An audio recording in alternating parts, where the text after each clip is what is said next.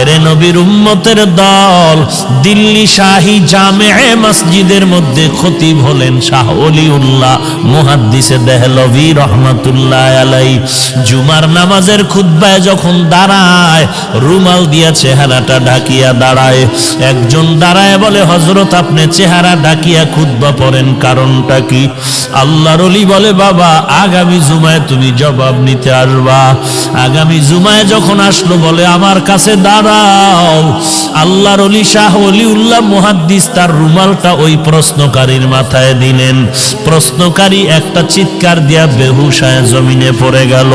হুশে আসার পরে বলে, বাবা রুমালটা মাথায় দেওয়ার কারণে তুমি চিৎকার দিলা কেন?